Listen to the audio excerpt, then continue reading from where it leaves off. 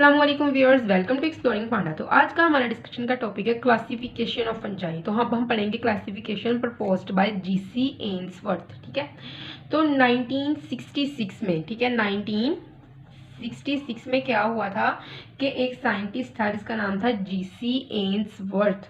इसने दी थी classification of fungi, जिसके अंदर क्या किया, इसने फंजाई को, तमाम फंजाई को एक किंगडम के अंदर डिवाइड कर दिया। जो कौन सा किंगडम था? माइकोटा किंगडम के अंदर इसने तमाम फंजाई को कैटेगराइज कर दिया। ठीक है, तो आगे उस किंगडम की, हमें पता है किंगडम के बाद क्या आता है, डिवीजन। तो किंगडम की इसने फिर आगे डिवीजन बयान की कि किस किंगडम, जिसके अंदर सारी फंजाई को ना, इसने क्या किया, इसने सारी फंजाई को एक किंगडम के अंदर रखा।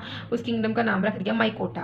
बिल फर्ज है कि आप जो है वो एक घर है, उस घर की एक मेन रूम बनाओ। ठीक है, बड़ा रूम, बहुत बड़ा कमरा, उसके अंदर ना आप सारी फंजाई को, मैं ये नहीं कहती कि आपने फिजिकली भी रखना है, मैं जस्ट मेंटली आपको एक कॉन्सेप्ट देने की कोशिश कर रही हूँ। ठीक है ना, तो इसको ये नहीं करना है कि पता नहीं हमने फंजाई को रख ही दिया है।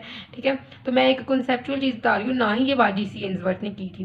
तो वो उस रूम में क्या कर दिया, उसमें सारी फंजाई को रख दिया। अब उस रूम की ना दो दरवाजे हैं, दो दरवाजे, हर दरवाजे के बाहर क्या है, एक बालकनी है। ठीक है, तो उसने क्या किया, उस हर बालकनी, दो बालकनियां हैं, ठीक है, उस रूम के बाहर की तरफ। तो उसने एक बालकनी को नाम दे दिया मिक्सोमाइकोटा का, दूसरी को नाम दे दिया यूमाइकोटा का। ठीक है, तो अब क्या कहा उसने, कहा किंगडम क्या है, माइकोटा। माइकोटा से आगे two division, two balconies of a room, large room is mycota, two balconies are its two divisions, one balcony is myxomycota, other balcony is eumycota. ठीक है, तो मिक्सोमाइकोटा क्या है, ये स्लाइम मोल्ड है। यूमाइकोटा क्या है, ये ट्रू फंजाई है। तो ये जो है ना, ये फंजाई लाइक प्रोटिस्ट हम कह सकते हैं इसको। ठीक है, तो प्लाज्मोडियम और सीडोप्लाज्मोडियम फार्म्स जो होती हैं वो किस डिवीजन के अंदर रखी जाती है, मिक्सोमाइकोटा के अंदर। तो ट्रू और फिलामेंटियस फंजाई, तो ये कौन सी फंजाई होती है, ये फंजाई लाइक प्रोटिस्ट होते हैं। ठीक है ना, जिनके अंदर वो स्लाइम सी पाई जाती है।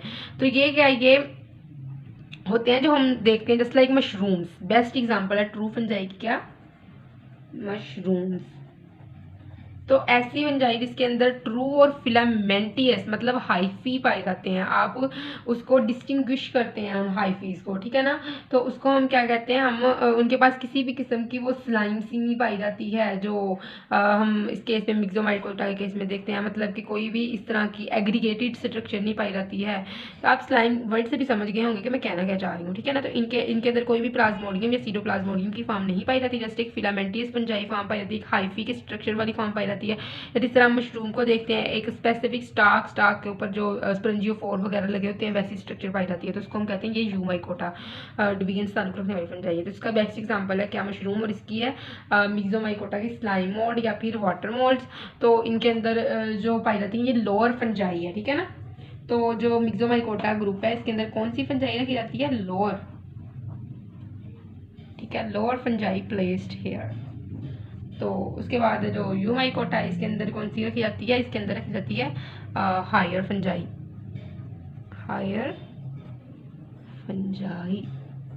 ठीक है, तो अगर आपको यहाँ तक समझ लगी हो तो please kindly like, subscribe and share, and thank you so much. अल्लाह हाफिज़।